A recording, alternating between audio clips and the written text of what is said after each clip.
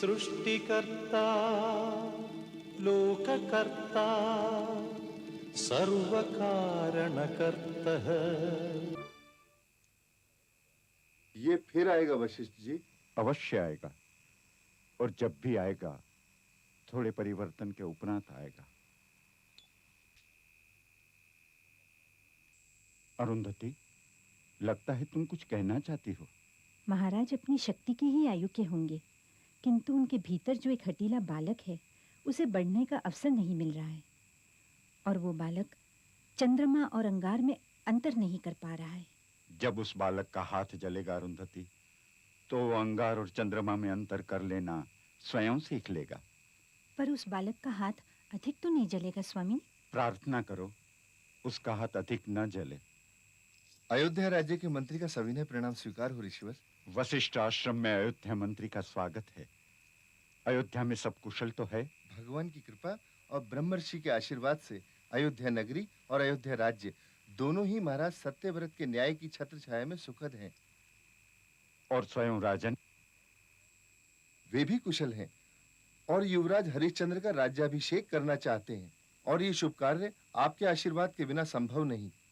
तो श्री महाराज सत्यव्रत ने प्रार्थना की है कि कुलगुरु होने के नाते इस शुभ अवसर पर आपका होना आवश्यक है। मंत्री महोदय, इस ब्राह्मण से राजसभा की भाषा न बोला कीजिए। तो फिर मैं महाराज से क्या कहूं? महाराज से कहिएगा वशिष्ठ अवश्य आएगा। सबसे पहले मैं अपने कुलगुरु ब्रह्मर्षि वशिष्ठ को सादर प्रणाम करता हूं, और इस सभा में उपस्थित आचार्यों, वैदिक ज्ञान के रक्षकों, अतिथि नरेशों और अयोध्या के निवासियों का स्वागत करता हूं। मैं राजमुकुट और राजनीति को जी भर के भोग चुका हूं। मेरा मन राज और राजनीति से ऊब चुका है।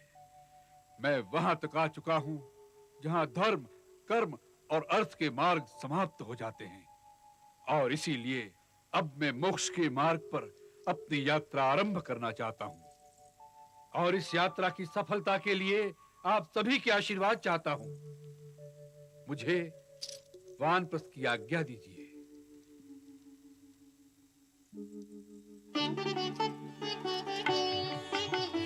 और अयोध्या के सिंहासन पर मेरे पुत्र हरिश्चंद्र को स्वीकार कीजिए। मैं इस प्रस्ताव का स्वागत करता हूं, क्योंकि मोक्ष के मार्ग पर चलने वाले यात्री को रोकने का किसी को अधिकार नहीं। राजन, धन्य है ये अयोध्या नगरी जिसे आप जैसा राजा मिला।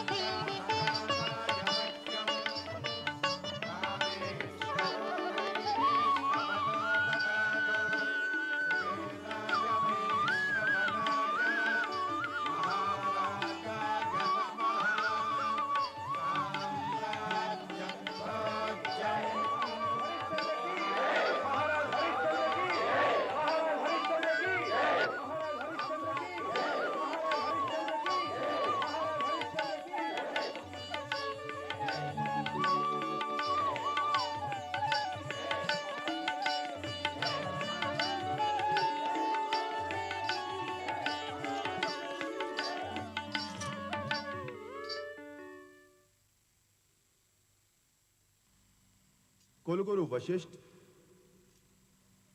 अतिथि राजाओं व उपस्थित सभी महानुभावों को मेरा सादर प्रणाम।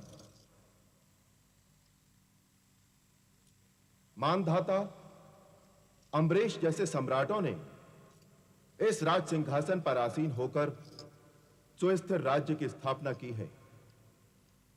यह मेरे पूर्व जन्म का सुफल है कि मुझे यह सिंहासन मेरे पिताश्री से प्राप्त हुआ है।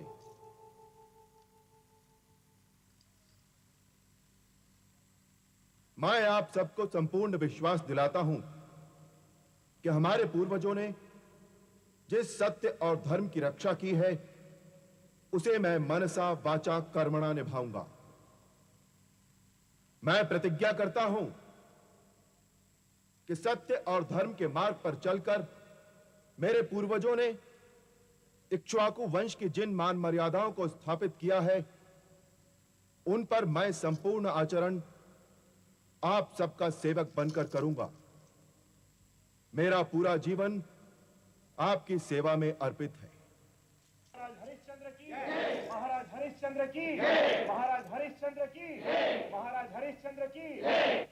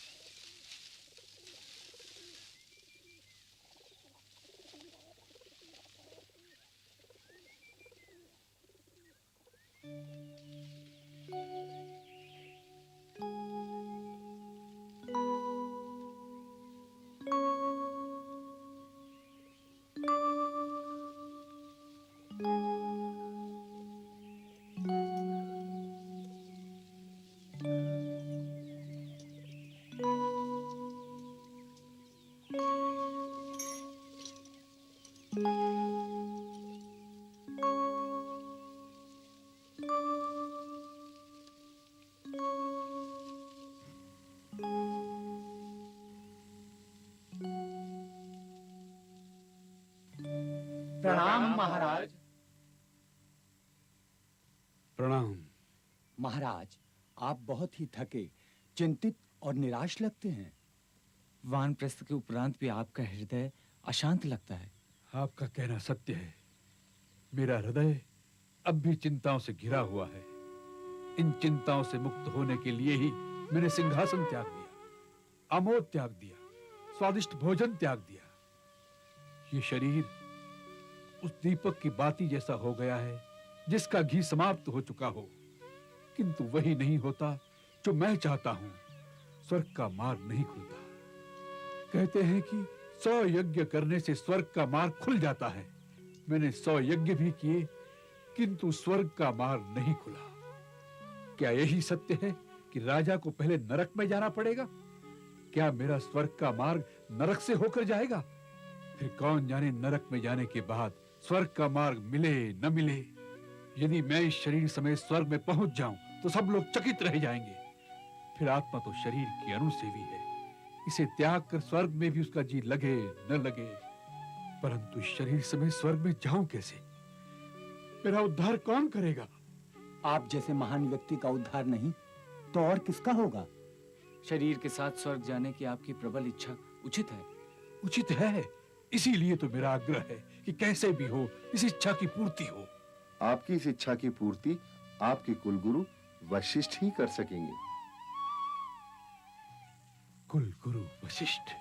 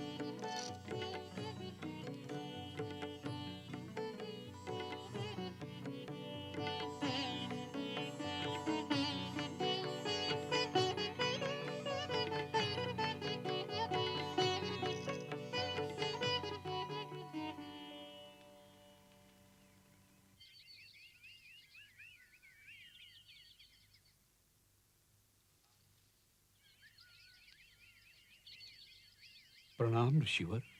कल्याण हो राजन, विराजिए।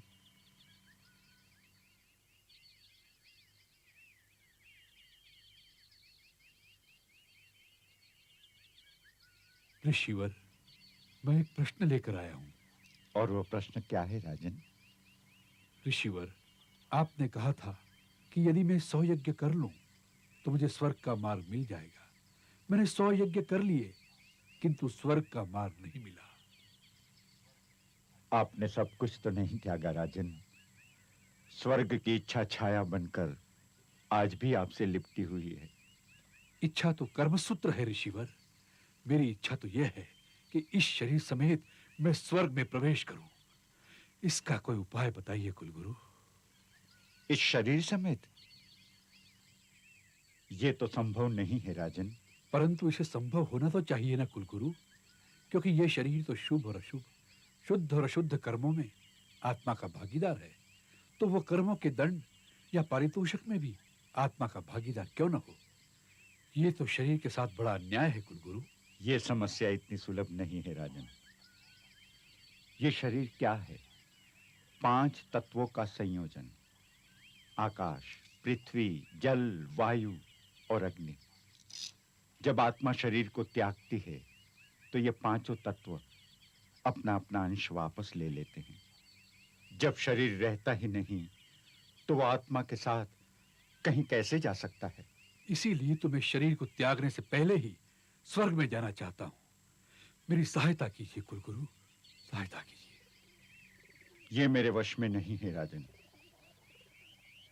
यदि शरीर स्वर्ग में या नरक में जाने लगे तो धीरे धीरे पृथ्वी, आकाश, जल, वायु, अग्नि, ये 5 तत्व समाप्त हो जाएंगे और परमपिता फिर शून्य में अकेले रह जाएंगे।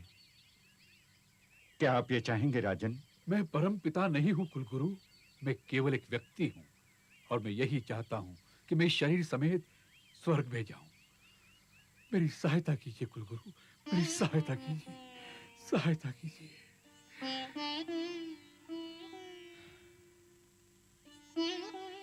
सत्यव्रत,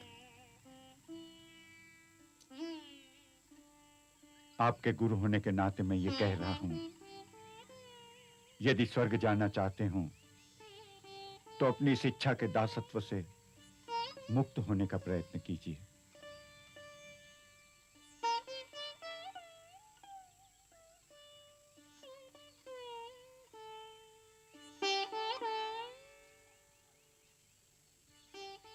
कुलगुरु वशिष्ठ ने आपके साथ बड़ी निर्दयता बरती है। आपको निराश करके अच्छा नहीं किया।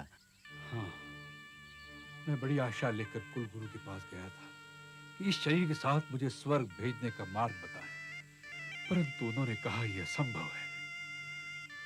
क्या मेरी इच्छा इच्छा बनकर ही रह जाएगी? क्या मेरा उद्धार करने वाला कोई नहीं है? राजन, आप निराश क्यों होते हैं? ऋषि वशिष्ठ के ज्येष्ठ पुत्र शक्ति बहुत ही समर्थ ऋषि हैं। आप यहाँ उनका आह्वान कीजिए और अपनी समस्या का समाधान ढूंढ निकालिए। राजन, आप सकुशल तो हैं? वानप्रस्थ में आकर आपका मन शांत हुआ होगा। मोक्ष का मार्ग इससे उत्तम और क्या हो सकता है? गुरुपुत्र, आपका आशीर्वाद ही मेरे लिए सब कुछ है। अब अपनी सेवा का मुझे अवसर दीजिए।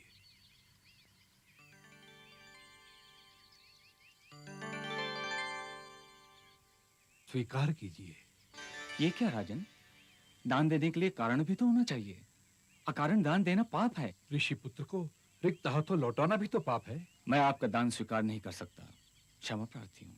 आप केवल ये बताइए कि मैं आपकी क्या सेवा कर सकता हूँ। मैं आपके सहयोग से कुछ यज्ञ करना चाहता हूँ। किंतु 100 यज्ञ तो आप कर चुके हैं। अब कौन सा यज्ञ शेष है? ये तो बताइए कि आप यज्ञ क्यों करना चाहते हैं? मैं अपने शरीर के साथ स्वर्ग जाना चाहता हूँ। पिताश्री से आपकी चर्चा हुई होगी, उन्होंने कोई मार्ग दर्शाया होगा। ऋषि पुत्र, उन्हें मार्ग दर्शाने में अनेक बाधाएं रही हुई। एक तो वे वृद्ध हैं, उनके मस्तिष्क ने इस नवीन विचार को अस्वीकार किया होगा। रूढ़िग्रस्त विचारों की रेखा को पार करने से वे भयभीत लग रहे थे। पिताश्री और भयभीत? यह असंभव है। आपकी ये शंका निराधार है। मेरा तो विश्वास है। उन्हें राजा इंद्र का बहुत ही भय है, इसीलिए उन्होंने नकार दिया। अब मैं इस निर्णय पर पहुंचा हूं कि आप ही मेरी सहायता कर सकते हैं, क्योंकि आप युवक हैं। नए विचारों का आदर और स्वागत आप जैसे युवक ही कर सकते हैं। आपके प्रयत्नों से ही मेरी इच्छा की पूर्ति हो सकती है। इस शरीर के साथ मुझे स्वर्ग भेजने का असाध्य कार्य करने पर आपका नाम स्वर्णाक्षरों में लिखा जाएगा। आप एक युग पुरुष माने जाएंगे। यदि ब्रह्मर्षि ने नकारा है, तब तो मुझसे सहायता मांगकर आपने पाप किया है राजन। मैं पाप और पुण्य की बात नहीं कर रहा हूँ गुरुपुत्र। मैं अपने भाग के सारे पाप और सारे पुण्य कर चुका हूँ, और उन सब में ये मेरा शरीर भागीदार रह चुका है। तो पृथ्वी, आकाश, जल, वायु और अग्नि को क्या अधिकार है कि मेरे इस शरीर को आपस में बांट ले और उसके भाग का स्वर्ग या नरक उसे न लेने दे? ये तो मेरे शरीर के साथ बड़ा अन्याय है। ये तो वही हुआ ना कि श्रमिक से श्रम तो करवा लें, पर उसे पारिश्रमिक न दें। ऋषिपुत्र, आपको किसी भी स्थिति में मेरी सहायता करनी ही पड़ेगी। राजन, आपका यह आग्रह अनुचित है। पिताश्री के संबंध में आपके विचार ने मुझे बहुत ही शोक पहुंचाया है। अपनी असंभव इच्छा की पूर्ति के लिए आपने अपने हृदय को धोखा दिया है। मुझे भी ये अलंकार, ये रजत और स्वर्ण मुद्राएं, ये अनमोल रत्न दिखलाकर सत्य मार्ग से भटकाने का प्रयत्न किया है। कुल गुरु को धिक्कार कर आपने मुझे पिताश्री का प्रतिद्वंदी बनाने का यत्न किया है। आपके पाप अक्षम्य हैं। मैं आपको शाप देता हूं